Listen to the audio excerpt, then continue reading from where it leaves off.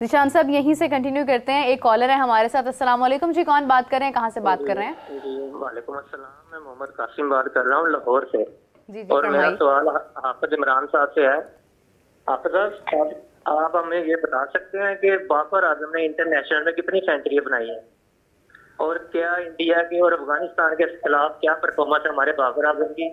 और दूसरा मेरा सवाल ये है कि बाबर आजम और मोहम्मद रिजवान T20 में तो ओपनिंग करना चाहते हैं, लेकिन वनडे में क्यों भागते हैं? आप ये जरा कहें। ठीक है, बहुत शुक्रिया, थैंक यू। आपने सेंचुरीज़ की बात की है जी, उसकी 19 सेंचुरियाँ हैं बाबर आजम की वनडे क्रिकेट में, और हाँ वनडे इंटरनेशनल्स में 19 सेंचुरियाँ, और उनकी 9 सेंचुरियाँ हैं उसमें टेस्ट मैचेस में।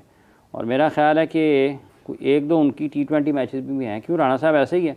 तो लगभग उनकी 25 से 30 के दरमियान जो हैं वो सेंचुरियाँ बनती हैं। T20 का मेरे ज़हन में नहीं है, वो मैं देख लेता हूँ, लेकिन जो उनकी वनडे और टेस्ट मैचेस में सेंचुरियाँ हैं वो 19 और 9 हैं, यानी कि वनडे में 19 हैं और दूसरी जो है उनकी वो 9 सेंचुरियाँ हैं उसमें। अब आ जाती हैं T20 के, तो 3 T20 की हैं, 12 और 19 उनकी टोटल। जो वाइट बॉल में हैं वो 22 सेंचुरियाँ हैं और रेड बॉल में उनकी 9 सेंचुरियाँ हैं, तो ये 31 सेंचुरियाँ। राणा साहब क्यों नहीं ओपन, वनडे में क्यों नहीं ओपन करते? दूसरा सवाल आपकी तरफ है सर। बाबर को वनडे में ओपन ना करना ऑब्वियसली ये तो T20 में भी ओपन करना चाहिए। वनडे में नंबर 3 पर 19 सेंचुरियां स्कोर कर रखी हैं। I don't understand why disturb इस बैटिंग ऑर्डर। हमने लास्ट टाइम भी ये बात की थी कि बाबर आजम को बैटिंग ऑर्डर क्यों डिस्टर्ब करेंगे? अगर आपने उसको टीम में रखना है तो उसको उसी के ऑर्डर पर रखें। लेकिन आप किसी को ना कोई एक्सक्यूज़ ना दें कि मैं परफॉर्म नहीं कर सका। अगर आप एक स्पेशलिस्ट हैं, हम जिनको क्रिकेट की थोड़ी सी नॉलेज होती है समझते हैं कि बैटिंग ऑर्डर कितना इंपॉर्टेंट है आपके उसके लिए। इट डजंट मैटर कि आप दूसरी बॉल पे आते हैं, क्योंकि आप ओपनर का रोल कुछ और है, कोई और उसका मैंडेट है, वन डाउन का और है। और अगर आप वन डाउन पे अच्छा खेल रहे हैं सो इट डजंट मीन कि आप बगैर किसी रीज़न के उसको हटाएं। रिकी पॉन्टिंग भी ओपनर गए। रिकी पॉन्टिंग ने भी कभी बहुत अच्छी नंबर 3 पर खेलते, नॉट दैट आई रिमेंबर कि पॉन्टिंग ने कभी ओपन नहीं किया, या कैलिस ने कभी ओपन किया और नंबर 3 पे बहुत अच्छा खेलते। नहीं सर, नहीं, नेवर। अच्छा, ये वैसे ना थोड़ा विराट के इन्फ्लुएंस में आकर भी थोड़ा सा हो जाता है। विराट ने 2024 के वर्ल्ड कप में ओपन किया तो उसमें भी थोड़ा सा माइंड में आता है कोई बात नहीं, बाबर भी कर सकता है, विराट ने कर लिया तो बाबर भी कर सकता है। लेकिन विराट ने एक तसलसल के साथ पहले कम स्कोर पर आउट हुए और फिर फाइनल में जाकर उन्होंने परफॉर्म किया। और बाबर आजम को अगर हम देखते हैं तो वो अपने नंबर पर भी इस वक्त उतनी परफॉर्मेंस उस तरह से नहीं दे रहे। अगर कोई कहता है ना उन्होंने रन्स बनाया, उन्होंने 70 किया है, उन्होंने 31 रन्स बनाए एक मैच में उन्होंने 70+ रन्स बनाए, उसमें आप देखें उन्होंने बॉल्स कितनी यूज़ की हैं। और आपके पास इतना मार्जिन है when you are on chase, जब आपके पास 300 बॉल्स आपकी पॉकेट में है और आपके पास जो टारगेट है वो 300 से भी ज़्यादा है, तो क्या आपके पास ये मार्जिन है कि आप उसके अंदर इतनी बॉल्स खाने के बाद अगर आप रन्स करें और ऐसे बैट्समैन को आप सडनली उसके नंबर से हटाकर ओपनिंग पे ले आएँ? देखिए, दो चीज़ होती है। एक आपको ना बड़ी एक फेमस वर्ड होता है जॉब रोटेशन पे भेजना। I work in the corporate sector, तो उसमें जब जॉब रोटेशन पे भेजते हैं ना, इसका मतलब कि आपको साइडलाइन करना होता है। So it is getting you out of your comfort zone. तो बाबर को उसके कंफर्ट जोन से भी आप हटाएंगे।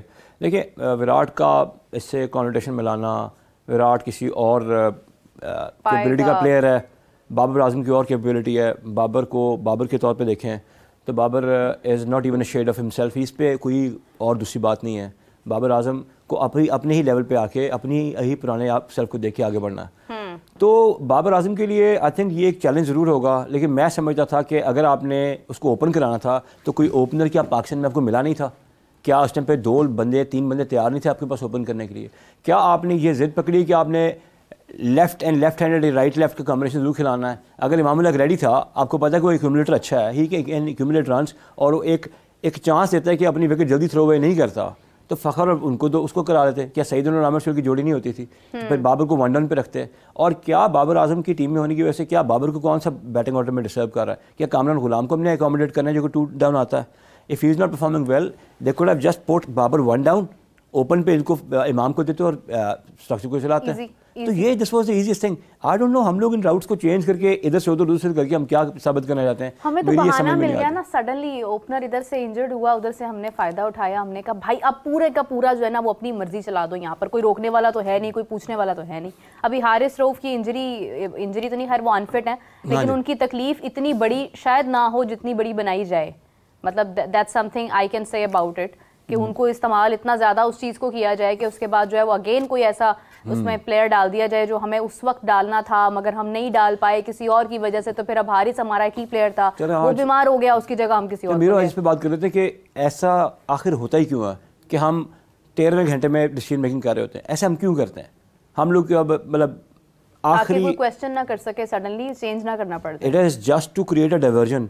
आपके पास एक इंपॉर्टेंट टॉपिक या टीम में फाइनल नहीं हुई, टीम फाइनल नहीं, इन द मीन टाइम कुछ और डिसीजन ले लिया गया, आपकी नज़र इधर होती है, वहाँ पर काम हो जाता है। आई होप कि इस बारी अगर मैं अभी हाफ से पहले बात कर रहा था यार, हमारी ईगोज़ नहीं होनी चाहिए एज सिलेक्शन पैनल, हमारी ईगोज़ नहीं होनी चाहिए। And I request the chairman कि प्लीज़ सिलेक्शन कमेटी का कुछ चेयरमैन बना दें। आपको चेयरमैन है, आप सिलेक्शन कमेटी का चेयरमैन बनाए ताकि वो बंदा उसकी ओनरशिप ले।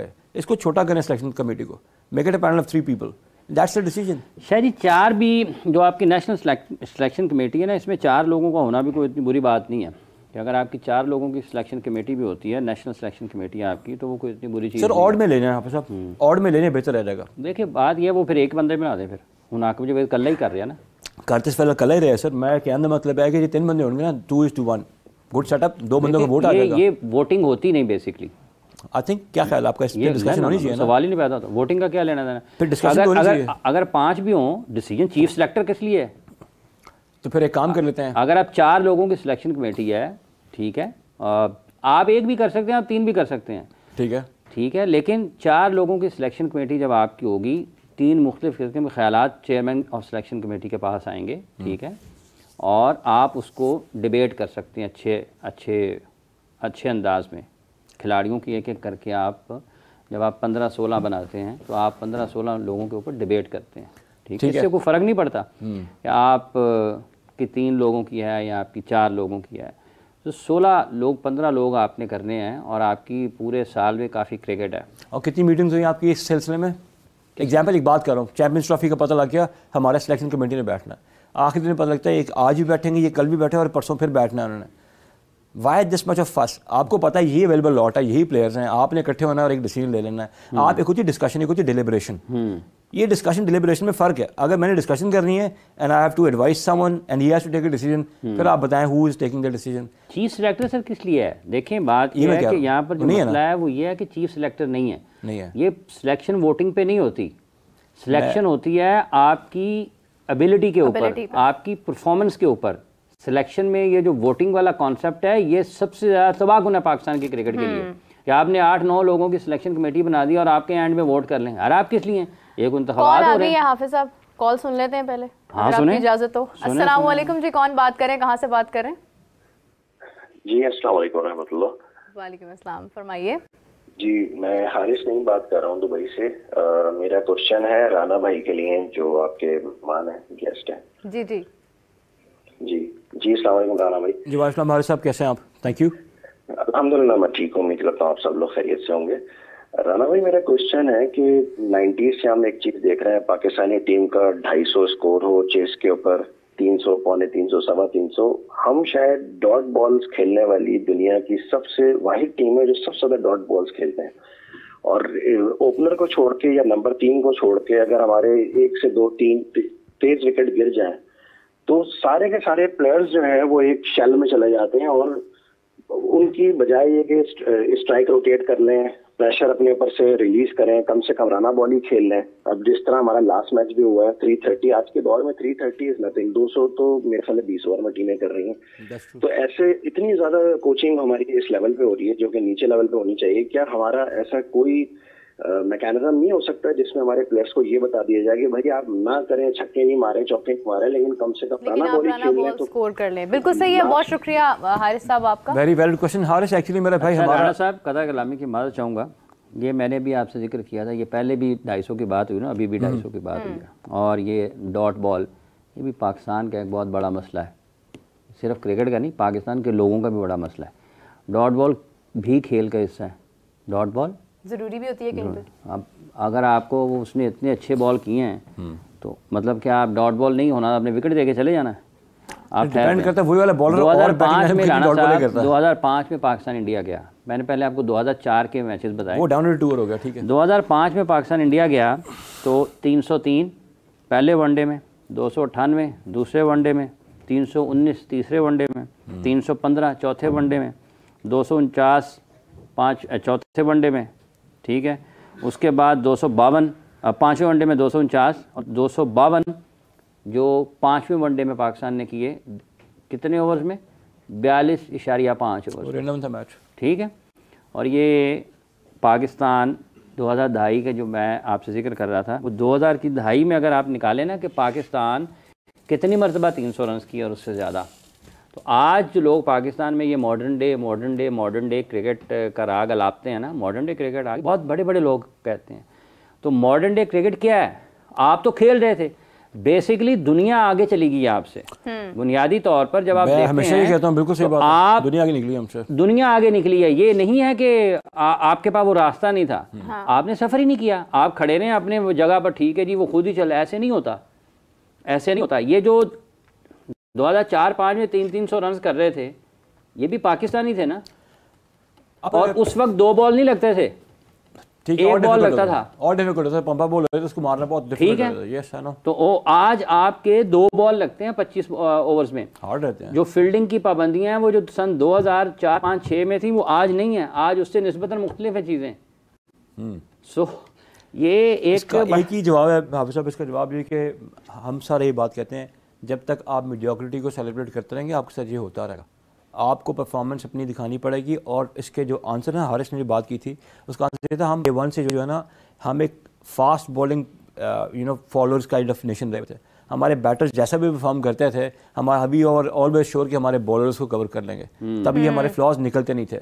और जहाँ तक इसी वजह से हारिस हमारे बंदों को, क्योंकि स्कूल लेवल क्रिकेट से, क्लब लेवल से उनकी पर्टिकुलर स्लॉट पे बैटिंग जो है ना सिखा के उनके DNA में, उनकी मसल मेमोरी में डाला नहीं किया। दैट इज़ द रीज़न जब सिचुएशन ऐसी आती है कि आपको थोड़े स्कोर पे चाहिए होते हैं, they get stuck in that mode, एक इनसिक्योर माइंड में आते हैं, यार मैं अब यहाँ से क्या करूँगा। When you get too touchy and you don't have the simulation of a particular situation, यानी ऐसे लड़का हो, हमारी टीम में आई एम श्योर ऐसा कोई भी बंदा नहीं होगा जिसको कहा यार ये 33 ओवर है, ये 33 से 37 ओवर की तुम्हें सिमुलेशन करनी है, या तुम्हें 6-8 का रन रेट चाहिए, परफॉर्म करके दिखाओ। When you perform in a match situation for those 4 overs, इसका वे आउट ये है। मेरे से लेमैन को पता है, तो आई एम श्योर क्रिकेट के प्लेटर्स को पता होगा, वो नहीं करते। दूसरा सर आपकी बात का जवाब है ना, dot ball, it's a good way. आपने बॉल को लीव किया, आपने बॉल को लेफ्ट कर दिया। हमारे बचपन में लेफ्ट होया करता था बड़ा बॉल, आप अच्छी बॉल को निगोशिएट करते हैं, लेकिन वही देखना कि आपने जिसको निगोशिएट किया, डॉट किया, दुनिया के और बैटर्स ने जिनको आपने प्ले अप किया अपने बैटर से के बराबर में, उनने उन बॉल्स को डॉट में खेला कि नहीं खेला। राणा साहब ठीक है,